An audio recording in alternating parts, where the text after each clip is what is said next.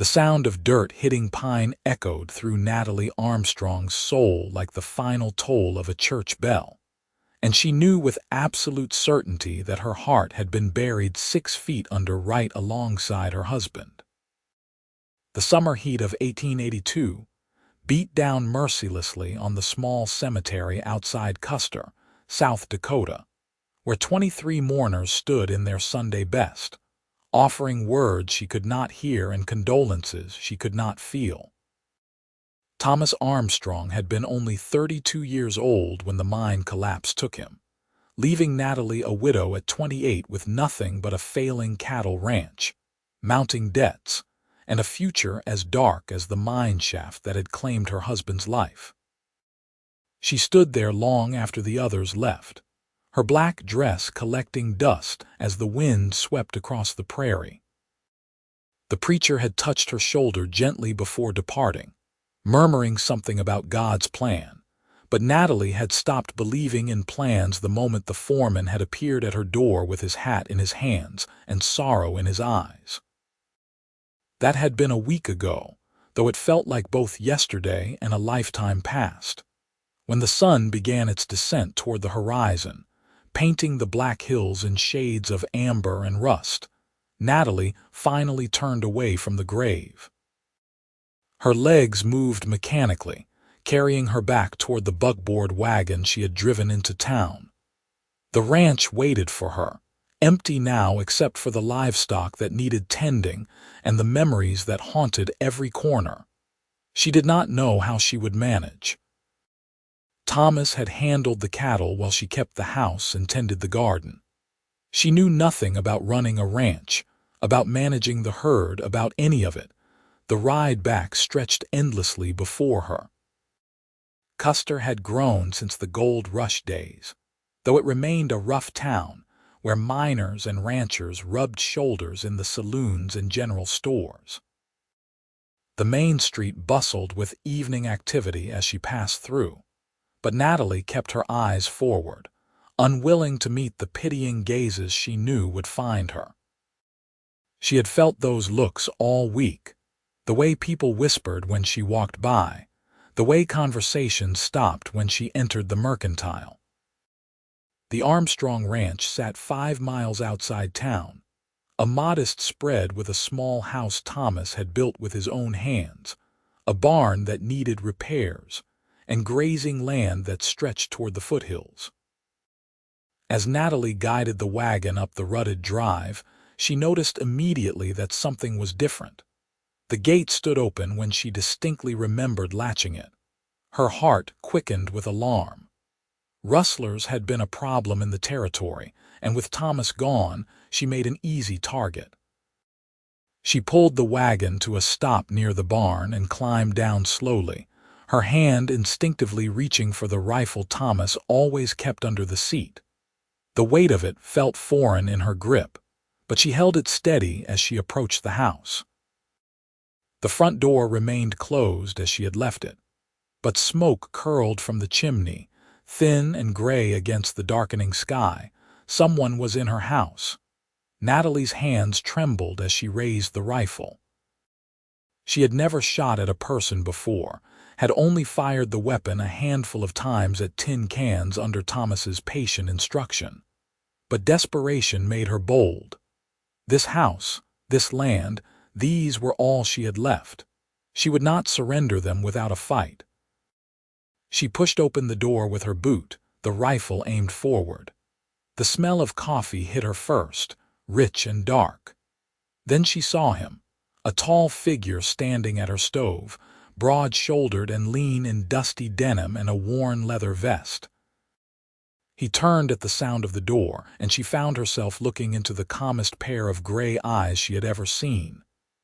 "Easy now," he said, his voice low and steady. He held his hands up, palms forward, showing he meant no threat. "I am not here to cause trouble, madam." "Then why are you in my house?" Natalie demanded, fighting to keep her voice from shaking. The rifle felt heavier with each passing second. "Name is Jackson Newland. I worked with your husband in the mines before I moved on to cowboying."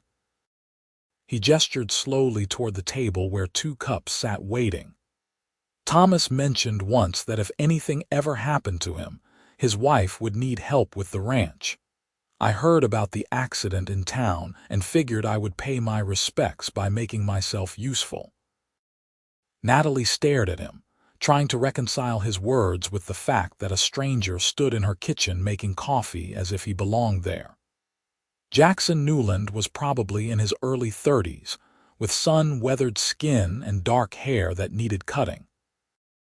A scar ran through his left eyebrow, giving him a roguish appearance that might have been handsome under different circumstances. "I did not ask for help," she said, though she lowered the rifle slightly. "No, madam, you did not." Jackson turned back to the stove and poured coffee into both cups. "But you need it all the same. Your cattle have not been moved to fresh grazing in near a week. Your barn has a hole in the roof that will only get worse when the rains come. And unless I miss my guess, you have got creditors who will come calling soon enough." The accuracy of his assessment struck her like a physical blow. Natalie set the rifle down carefully against the wall, suddenly exhausted. She had not slept properly since Thomas died, had barely eaten. The weight of her circumstances crashed over her, and she swayed on her feet. Jackson was there in an instant, his hand firm but gentle on her elbow, guiding her to a chair. "When did you last eat?" "I do not remember," she admitted. The funeral service had included a meal, but she had been unable to swallow more than a few bites. He placed one of the coffee cups in front of her, then moved back to the stove where she now noticed a pot of stew simmering. She had not made stew, had not made anything. Where had he gotten the food? "Brought supplies from town," Jackson said, as if reading her thoughts. "Figured the house might need stocking. I cannot pay you." The words came out flat, defeated. "Did not ask you to." He ladled stew into a bowl and set it before her with a spoon. "Eat. Then we can talk about what needs doing around here." Natalie wanted to argue, wanted to send him away and maintain what dignity she had left. But the smell of the stew made her stomach clench with sudden hunger, and practical necessity overrode pride. She picked up the spoon and ate. The food was simple but good, warm and filling. Jackson took his own bowl and sat across from her, eating in silence. When she had finished, Natalie wrapped her hands around the coffee cup and studied the man across from her. "Why are you really here? You did not know Thomas well enough to owe him anything." Jackson was quiet for a long moment, his eyes distant. "I knew him well enough. He was a good man in a place where good men are hard to find. He talked about you sometimes, about the ranch, about the life you were building." He paused, then met her gaze directly. "And I know what it is like to lose everything and have nobody offer a hand. Figured I would be that hand for someone else this time." There was a story in those words, something painful and old. Natalie found herself curious despite everything, but before she could ask, Jackson stood and collected their bowls. "I will bed down in the barn tonight if that sits right with you," he said. "Come morning, I will show you what needs attention and teach you what you need to know. If after a few days you want me gone, I will go, but give me that much time to help set things right." Natalie knew she should refuse. A widow allowing a strange man to stay on her property would set tongues wagging all over Custer. But she thought of the cattle she did not know how to manage, the creditors who would surely come, the sheer impossibility of doing it all alone. Sometimes survival mattered more than reputation. "3 days," she said finally. "Then we will see." Jackson nodded, a slight smile touching his lips. "Fair enough, madam." "Natalie," she corrected. "If you are going to be working my land, you can call me Natalie." "Natalie," he repeated, and something in the way he said her name made her chest tighten unexpectedly. "Get some rest. Tomorrow will be a long day." After he left for the barn, Natalie sat alone in the kitchen she had shared with Thomas, listening to the familiar creaks and settling sounds of the house. Everything felt wrong, tilted off its axis. A month ago, she had been a happy wife with a husband she loved and a future mapped out before them. Now Thomas was in the ground, a stranger slept in their barn, and she had no idea what her life would become. She rose and moved through the house, extinguishing lamps until only the one in the bedroom remained. The bed looked enormous and empty. She had avoided it since Thomas died, sleeping instead in the rocking chair by the fireplace. But tonight, exhaustion pulled at her bones with irresistible force. She changed into her nightgown and slipped between the sheets, pulling Thomas's pillow close and breathing in the fading scent of him. Tears came then, the first real tears since the funeral. They soaked the pillow as great, wrenching sobs tore from her chest. She cried for Thomas, for the children they would never have, for the love story cut short. She cried until she had nothing left, until sleep finally claimed her and pulled her down into darkness. The rooster's crow woke her at dawn.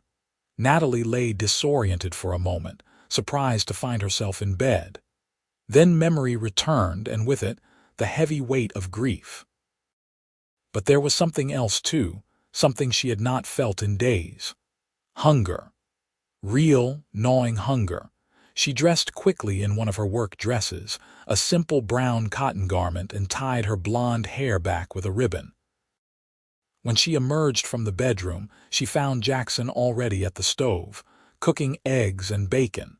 He had clearly been up for hours. Through the window, she could see that the wood pile had been replenished and the yard swept clean of debris. "Morning," Jackson said without turning around. "Coffee is hot." Natalie poured herself a cup and watched him work. He moved with easy efficiency, comfortable in a kitchen despite his rough cowboy exterior. When he plated the food and set it on the table, she noticed his hands were already dirty from morning work. "You have been busy," she observed. "Cattle needed checking. Found two with hoof rot that need tending. Also noticed your well pump is loose. I will tighten it after breakfast." He sat down and began eating. They ate in companionable silence. Natalie found herself stealing glances at Jackson, trying to understand him. He was not handsome in the classical sense, but there was something compelling about his weathered features and quiet competence. She pushed the thought away quickly. Thomas had been dead only a week. She had no business noticing other men. After breakfast, Jackson led her out to the pasture where the cattle grazed.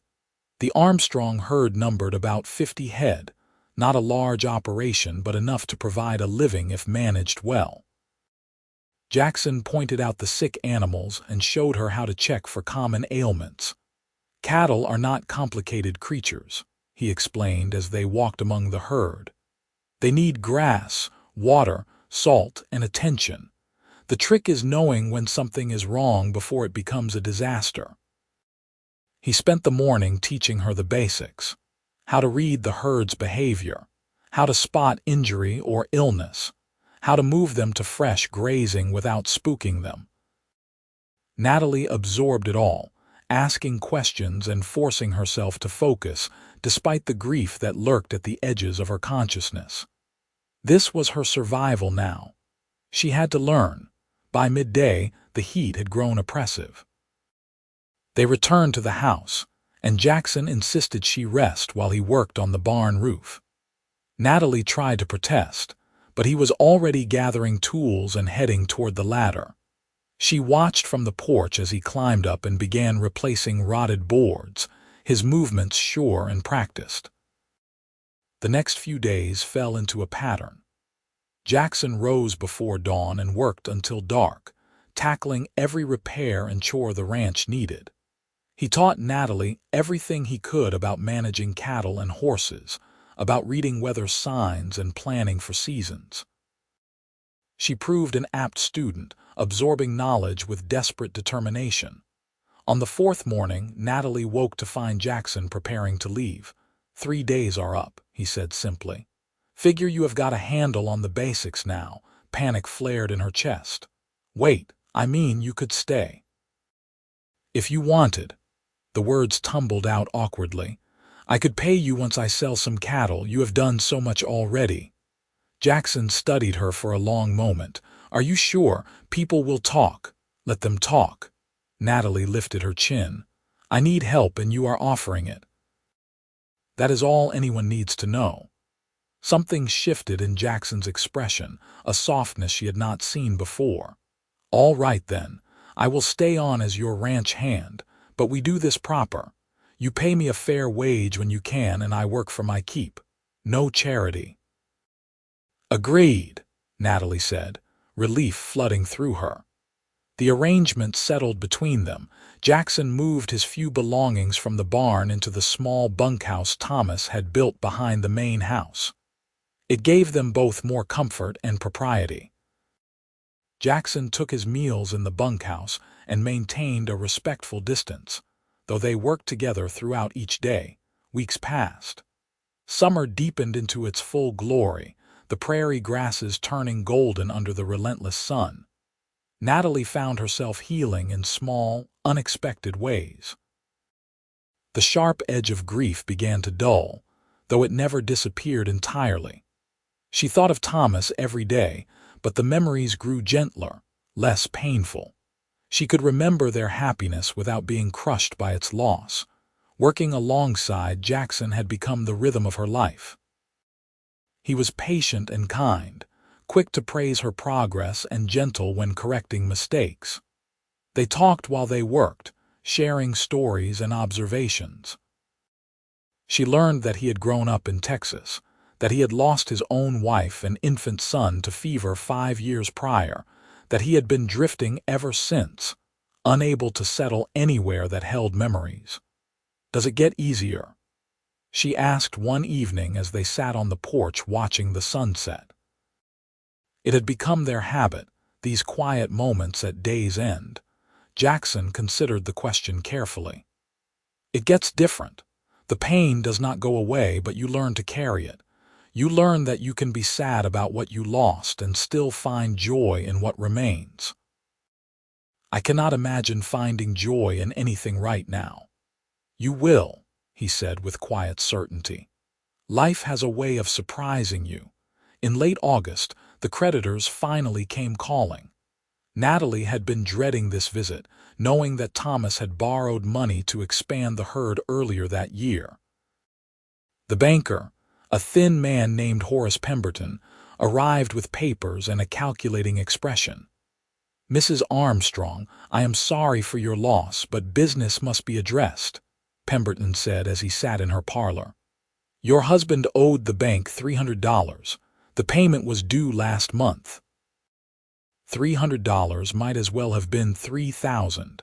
Natalie felt the blood drain from her face. I do not have that kind of money. The cattle will not be ready for sale until fall. Then we will have to discuss foreclosure. Pemberton's voice held false sympathy. Unless you have some other means of payment. Jackson, who had been standing quietly by the door, stepped forward. The lady needs time. The herd is healthy and growing. Come fall roundup, she will have the money. Pemberton looked Jackson up and down dismissively. And who are you? The ranch foreman, Jackson said smoothly. And I am telling you that this operation is sound. Give Mrs. Armstrong until October to make her payment. That is highly irregular. So is trying to foreclose on a widow before she has had a chance to get her feet under her. Jackson's voice remained calm but carried an edge of steel. October. Fair terms for a fair debt. Pemberton's eyes narrowed, but he nodded curtly. October 1st. Not a day later.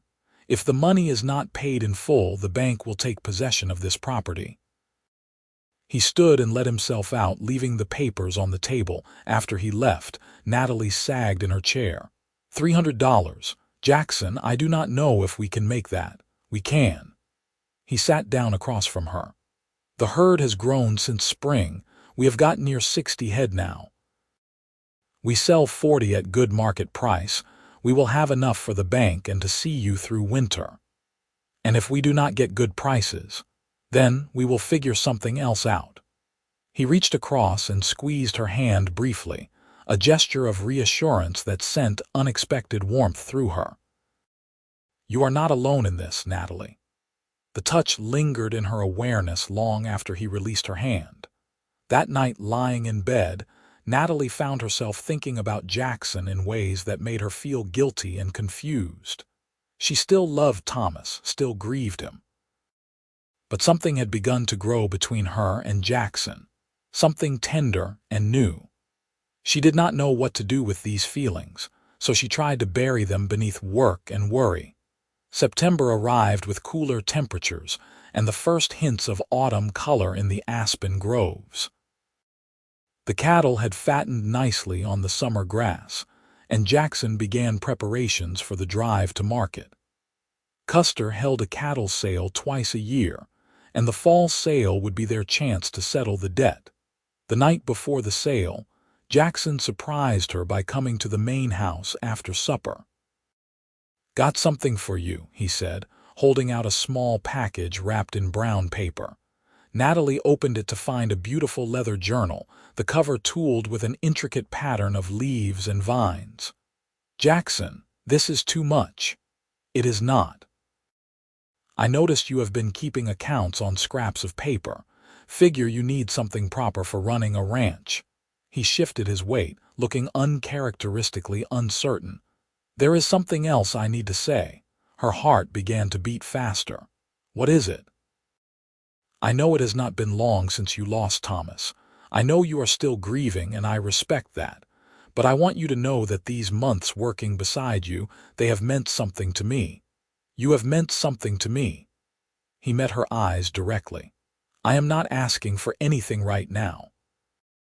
I just wanted you to know that when you are ready, if you are ever ready, I would like the chance to court you proper." Natalie's breath caught. She had known, on some level, that Jackson's feelings mirrored her own, but hearing him say it aloud made it real and terrifying. "I do not know if I can.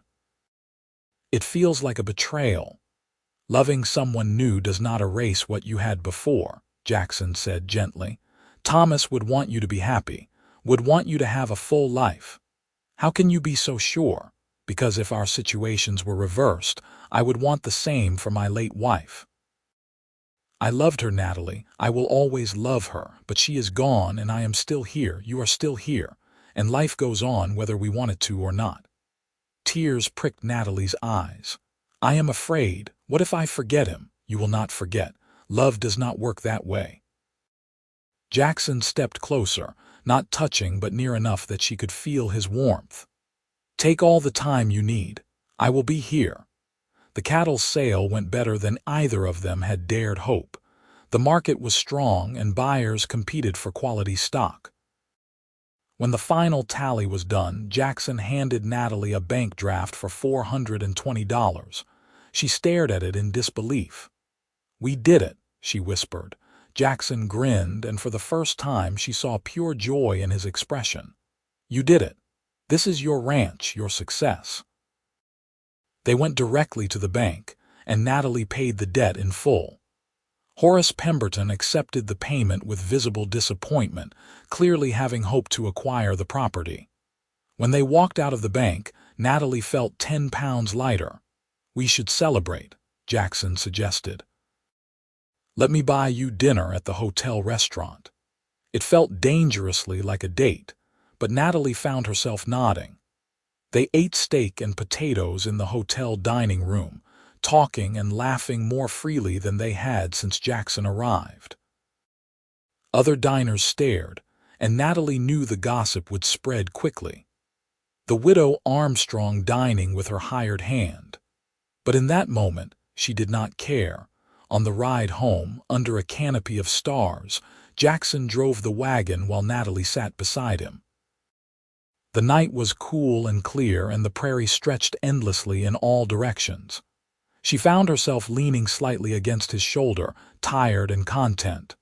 "Thank you," she said quietly, "for everything, for staying when you could have left, for teaching me, for caring." "It was never a hardship," Jackson replied. "You are an easy woman to care about, Natalie Armstrong." She looked up at him, at his profile silhouetted against the stars, and felt something shift inside her. Love, she realized. Not the same love she had felt for Thomas, but something new and equally precious. It terrified and exhilarated her in equal measure. When they reached the ranch, Jackson helped her down from the wagon. His hands lingered at her waist for a moment longer than necessary. They stood close together in the darkness, the air between them charged with possibility. "Natalie," Jackson began, but she stopped him by placing her fingers against his lips. "Not yet," she said softly, "but soon. I promise, soon." He nodded, understanding in his eyes, and pressed a gentle kiss to her forehead before heading to the bunkhouse. Natalie stood in the yard for a long time after he left, her hand pressed to the spot where his lips had touched her skin. Autumn deepened, and the work of preparing for winter consumed them. They repaired fences, laid in hay, and checked the cattle constantly for any signs of weakness. The herd was down to 20 head after the sale, but they were strong animals that would breed well come spring. On a cool October afternoon, Natalie visited Thomas's grave for the first time since the funeral. She brought wildflowers and spent an hour sitting beside the headstone, talking to him as if he could hear. "I miss you," she said. "I will always miss you, but I am learning to live again. There is a man, a good man named Jackson. I think you would have liked him. I think you would approve." She paused, tears sliding down her cheeks. "I need you to know that loving him does not mean I love you less. You will always be part of me, but I need to move forward. I need to choose life." The wind whispered through the cemetery grass, and Natalie imagined she could feel Thomas's blessing in it. She rose, placed the flowers on the grave, and walked back to the wagon where Jackson waited at a respectful distance. He did not ask what she had said or how she felt. He simply helped her up and drove them home. That evening, Natalie knocked on the bunkhouse door. Jackson answered in his shirt sleeves, surprise and hope warring in his expression. "I am ready," Natalie said simply. Jackson's face broke into a smile that transformed his rugged features. "You are certain?" "I am certain." She stepped forward and he pulled her into his arms, holding her tight. She melted against him, feeling safe and cherished. "I will court you proper," Jackson murmured against her hair. "Do this right." And he did. Over the next weeks, Jackson courted Natalie with old-fashioned determination. He brought her flowers picked from the prairie. He took her on picnics to beautiful spots in the hills. He read poetry to her in the evenings by lamplight, his voice turning the words into music. They held hands and stole kisses, learning each other slowly and sweetly. The people of Custer talked, of course. Some said it was too soon, that Natalie dishonored Thomas's memory. But others saw a widow rebuilding her life and a lonely cowboy finding home. The preacher who had buried Thomas stopped by one afternoon and found them working together to repair the pasture fence. "Mrs. Armstrong, might I have a word?" Reverend Callahan asked. Natalie's heart sank, expecting censure, but the preacher surprised her. "I wanted you to know that I think Thomas would be glad you have found someone to stand beside you. Life is for the living, my dear. Do not let small minds make you ashamed of choosing happiness." His blessing meant more than Natalie could express. That night, she told Jackson what the preacher had said, and he held her close, neither of them needing words. Winter arrived with its first snow in late November. The ranch was ready, the cattle sheltered, the larder stocked. Natalie and Jackson spent the long, cold evenings together in the main house, talking and planning for the future. Jackson had moved beyond hired hand to partner in all but name. On Christmas Eve, Jackson presented Natalie with a small box. Inside was a simple gold ring set with a small sapphire. "I know it has only been a few months. I know people will say it is too soon." "But I love you, Natalie. I want to spend my life with you, building this ranch, making a family. Will you marry me?" Natalie looked at the ring, then at Jackson's hopeful face. 6 months ago, she had buried her heart with Thomas and believed her life was over. But Jackson had shown her that life goes on, that love can bloom again even in grief's shadow. She thought of Thomas and felt certain he would want this for her. "Yes," she said, joy and tears mingling. "Yes, I will marry you." Jackson slipped the ring on her finger and kissed her, a kiss full of promise and passion. They held each other close, swaying gently in the lamplight as snow fell softly outside. They married in January of 1883, a small ceremony at the church in Custer with a handful of friends as witnesses. Natalie wore a cream-colored dress instead of white, and Jackson wore his best suit. When Reverend Callahan pronounced them husband and wife, and Jackson kissed his bride, Natalie felt the final pieces of her broken heart knit back together. The wedding night was tender and sweet. Jackson was patient and loving, and Natalie discovered that passion could exist alongside peace. They learned each other's bodies and hearts, creating new memories while honoring old ones. As winter gave way to spring, they worked the ranch as true partners. Jackson's name went on the deed alongside Natalie's, and they made decisions together about expanding the herd and improving the property. In March, Natalie realized she was pregnant. "Are you sure?" Jackson asked when she told him, his hand immediately going to her still flat stomach. "I am sure," she said, smiling at his wonder. Jackson whooped with joy and spun her around, then immediately set her down gently, worried he might hurt her. His concern and excitement made her laugh. They stood together in the kitchen, imagining the child that would join them come fall. "Boy or girl, it does not matter," Jackson said. "As long as both of you are healthy and safe." The pregnancy progressed smoothly. Natalie bloomed with health, and Jackson hovered protectively, taking on extra work so she could rest. In late September, on a cool morning with the smell of autumn in the air, Natalie went into labor. The town doctor, summoned by Jackson's frantic ride into Custer, arrived in time to oversee the birth. After 12 hours of labor, Natalie delivered a healthy baby boy. Jackson wept when he held his son for the first time, overcome with gratitude and love. "What should we name him?" Natalie asked, exhausted but happy as she watched her husband cradle their child. Jackson looked at her with shining eyes. "I was thinking we could call him Thomas, after your first husband, so the boy knows he came from love." Natalie's heart swelled to bursting. This man, this wonderful man, wanted to honor her past even as they built their future. "Thomas Jackson Newland," she said. "A name from both of us." "Perfect," Jackson agreed. Little Thomas was a healthy, happy baby who quickly became the center of their world. Jackson proved to be a devoted father, patient and playful. Natalie watched him with their son and fell even deeper in love with the man who had saved her from despair. The years that followed were good ones. The ranch prospered under their joint management.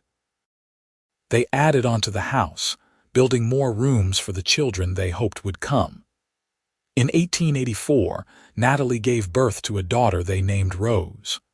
2 years later, another son, Samuel, joined the family. The children grew up healthy and strong, learning to ride and rope alongside their father. Thomas, the eldest, showed early promise as a rancher, always curious about the cattle and land. Rose was spirited and bold, unafraid of anything. Samuel, the youngest, had his father's calm temperament and thoughtful nature. On a spring evening in 1889, 7 years after they first met, Natalie and Jackson sat on the porch watching their children play in the yard. Little Thomas, now 6, was teaching 4-year-old Rose how to lasso a fence post while 2-year-old Samuel toddled after them. Did you ever imagine this?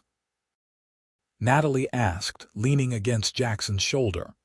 When you first came to the ranch, did you think we would end up here? Jackson wrapped his arm around her, pulling her close. I hoped. I cannot say I knew for certain, but I hoped.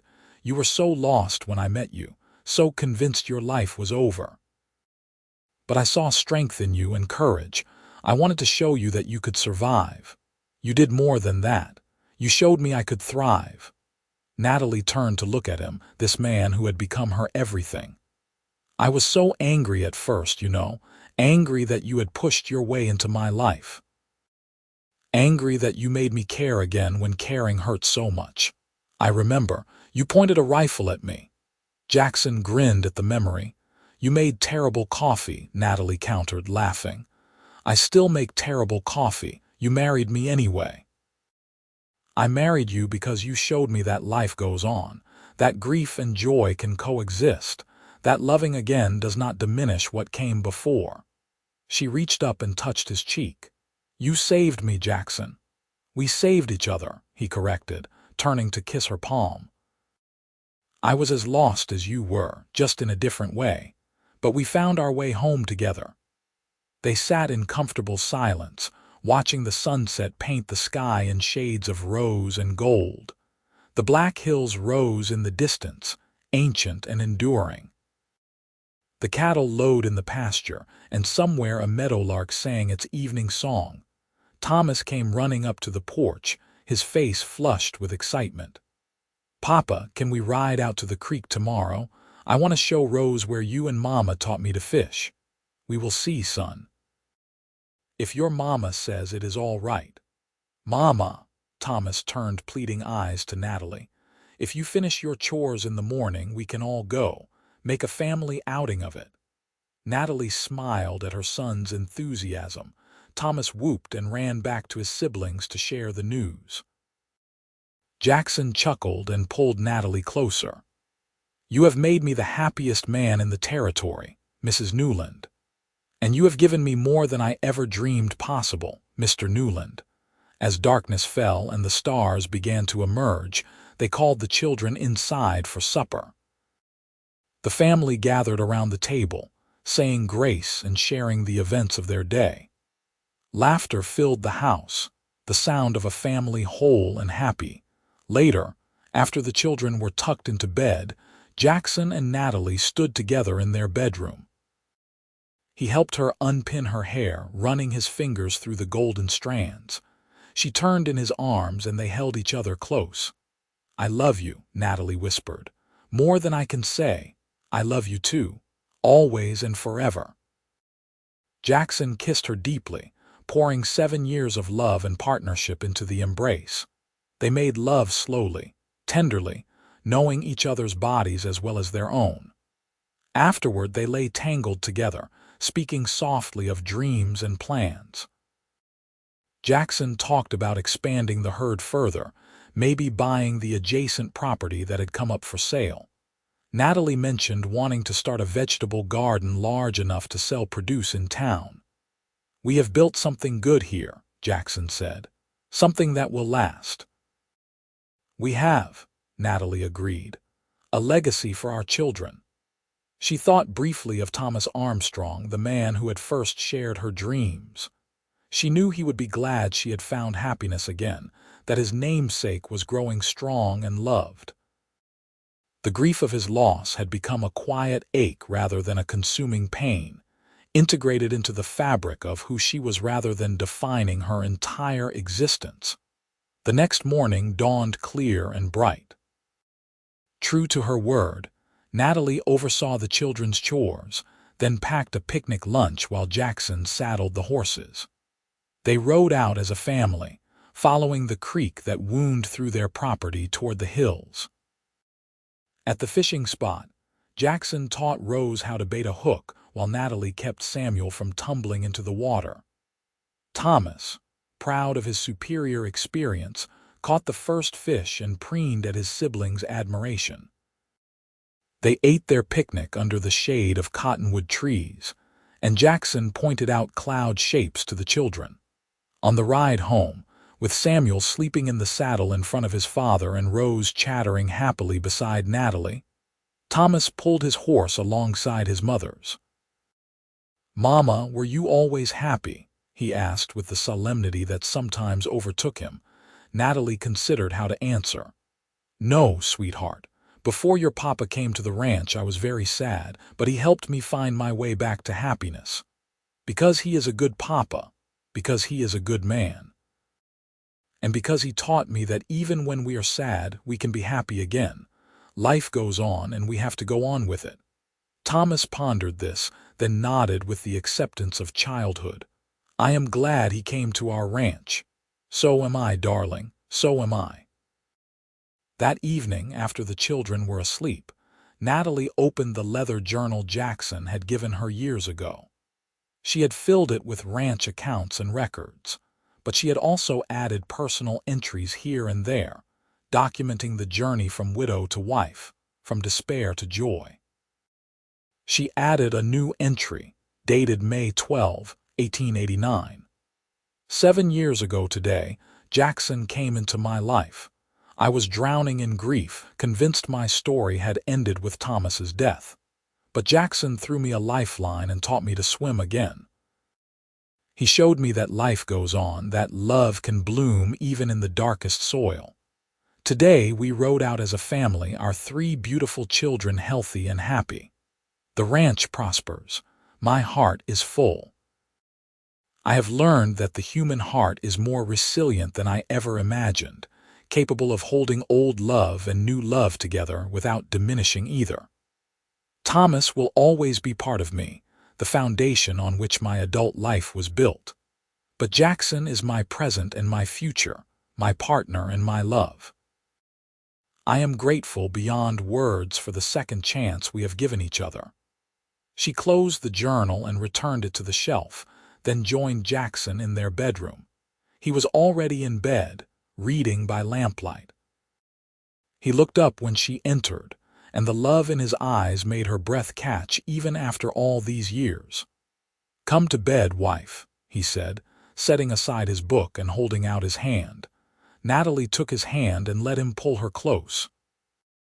They settled together, her head on his chest, his arm around her shoulders. The lamp burned low, casting warm shadows across the walls. "What are you thinking about?" Jackson asked, his voice a low rumble under her ear. "Everything. How far we have come, how grateful I am." She tilted her head to look at him. "Do you ever regret it, taking on a grieving widow and her failing ranch?" "Never, not for a single moment." Jackson cupped her face in his hands. "You are the best thing that ever happened to me, Natalie. You and our children, this life we have built together. Even though some days I am difficult and stubborn, especially then." He grinned. "You keep life interesting, Mrs. Newland." She laughed and kissed him, and the kiss deepened into something more. They made love with the easy passion of long familiarity, finding joy and pleasure in each other as they had countless times before. Later, as Jackson slept beside her, Natalie lay awake thinking about the strange paths life takes. If Thomas had not died, she would never have met Jackson. She would have lived a different life, perhaps equally happy but completely different. The thought did not make her feel guilty anymore. It simply was a truth she had accepted: grief and joy, loss and love, endings and beginnings. They were all woven together into the tapestry of a human life. Jackson had taught her that, had shown her through his own losses and healing that the heart was strong enough to hold it all.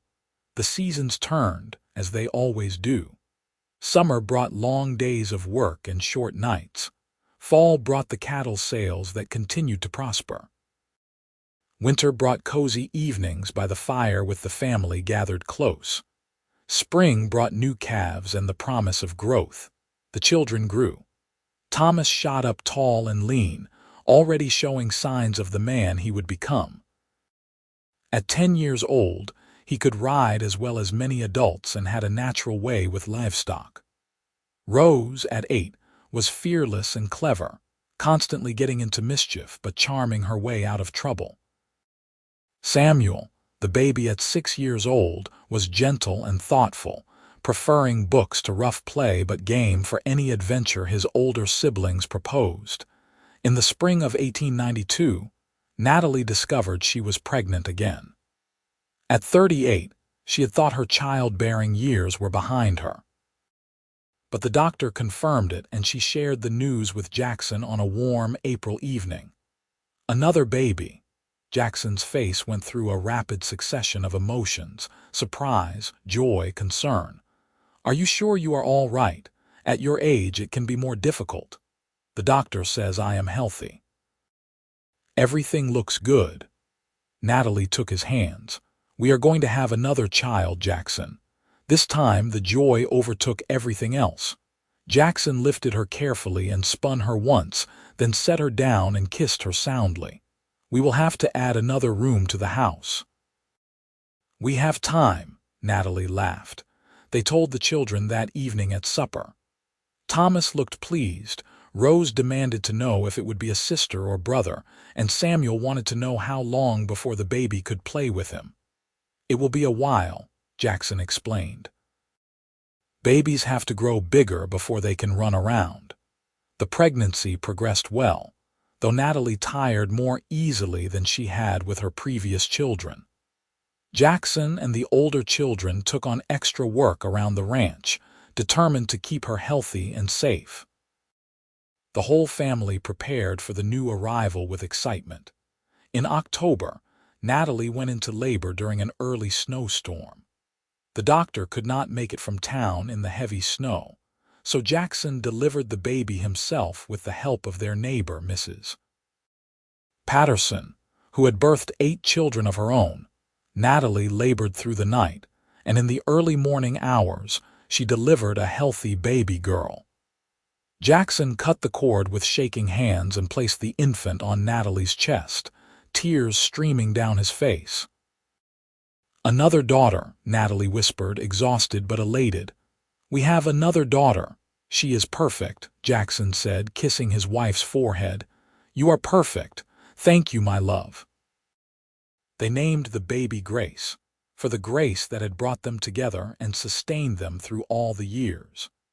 The older children were besotted with their baby sister, taking turns holding her and marveling at her tiny fingers and toes.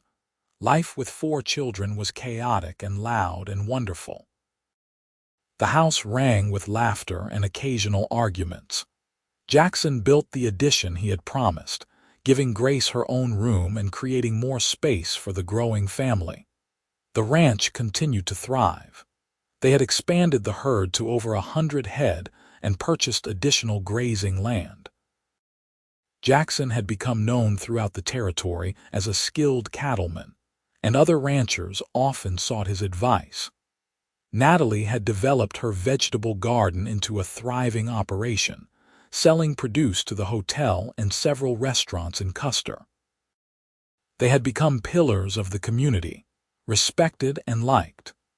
The whispers about the widow and her cowboy had long since faded, replaced by admiration for the successful partnership they had built. On their 10th wedding anniversary in January of 1893, Jackson gave Natalie a beautiful locket on a gold chain. Inside were tiny photographs of their 4 children. "So you can carry them close to your heart always," he said as he fastened it around her neck. Natalie touched the locket, feeling the weight of it settle against her chest. "It is perfect, but you know my heart is already full of you and the children." "I know, but now you can show the world." Jackson pulled her into a waltz, humming a tune as they danced around the kitchen. Natalie laughed and followed his lead, thinking how strange and wonderful life was. 10 years ago, she had been burying her first husband, convinced her life was over. Now she danced in her kitchen with her second husband, mother to 4 beautiful children, owner of a prosperous ranch, and genuinely, deeply happy. "What are you smiling about?" Jackson asked. "Everything, just everything." She pulled him closer. "I love you, Jackson Newland. I love the life we have built and the family we have made. I love every single day with you. Even the hard days, especially the hard days, because we face them together." She reached up and kissed him. "You showed me that life goes on. But more than that, you showed me that life can be beautiful again after loss, that there is room in the heart for more love, not less." Jackson held her tight, his chin resting on top of her head. "You taught me the same thing. I was dead inside when I came here, just walking and breathing but not really living. You woke me up again, gave me a reason to care, to try, to hope."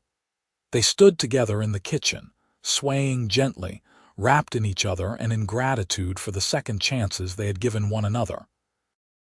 The years continued their steady march. Thomas grew into a young man, eventually taking over much of the ranch work. At 16, he was as capable as any full-grown cowboy. Rose became a teacher at the Custer School, beloved by her students for her energy and creativity. Samuel discovered a talent for drawing and began documenting ranch life in beautiful sketches. Grace grew into a sweet, bright child who could charm anyone with her smile. Jackson's hair turned silver at the temples, and lines deepened around Natalie's eyes. But they aged together, growing more comfortable and deeply connected with each passing year. They had weathered droughts and harsh winters, sick livestock and family illnesses. Through it all, they had held fast to each other and to their faith that they could overcome anything together. In 1898, on a warm summer evening, the whole family gathered for a celebration. Thomas, now 21, had proposed to his sweetheart, Elizabeth, daughter of a neighboring rancher. The engagement party filled the house with friends and neighbors, all eager to celebrate the young couple. Natalie watched her eldest son, so tall and handsome in his best suit, gazing adoringly at his bride-to-be. She remembered being young and in love with Thomas Armstrong, full of dreams and certainty about the future. She caught Jackson's eye across the room and he smiled at her, knowing exactly what she was thinking. Later, after the guests had departed and the younger children were in bed, Thomas lingered in the kitchen with his parents. "I want to thank you both," he said, "for everything you have given me. A good home, a good life, and the example of what a marriage should be." Jackson clapped his son on the shoulder. "You are a good man, Thomas. Your mother and I are proud of you. I hope I can make Elizabeth as happy as you two are." Thomas looked between them. "You have always been my model for what love should look like." After he left for the bunkhouse where he now slept, Natalie turned to Jackson. "He does not remember his namesake at all." "No, but he knows the story. You have made sure of that." Jackson pulled her close. "Thomas Armstrong gave you your start, gave you the foundation. I just built on what he began. You did more than build. You rebuilt from ruins. You took a woman who had lost everything and showed her she could have everything again." Natalie looked up at her husband. "I cannot imagine my life without you. You will never have to. I plan to be by your side until we are both too old to climb on a horse. And then we will sit on this porch in our rocking chairs and watch our grandchildren play in the yard." Jackson grinned. "What do you say to that future?" "I say it sounds perfect." Thomas and Elizabeth married that fall in a beautiful ceremony at the church. The whole territory seemed to turn out for the celebration. Jackson gave a toast at the reception, his voice thick with emotion as he welcomed Elizabeth into the family and wished the young couple every happiness. Within a year, Thomas and Elizabeth presented them with their first grandchild, a baby boy they named Jackson Thomas in honor of both grandfathers. Natalie held her grandson for the first time and felt the circle of life complete itself. From loss to love to legacy, the journey had been hard but worth every step. As the 19th century drew to a close, the Newland Ranch stood as a testament to resilience and love. The cattle operation had grown into one of the most successful in the territory. The house had been expanded twice more to accommodate visiting children and grandchildren. The family had become something of a legend in Custer, the widow and the cowboy who had built an empire from despair.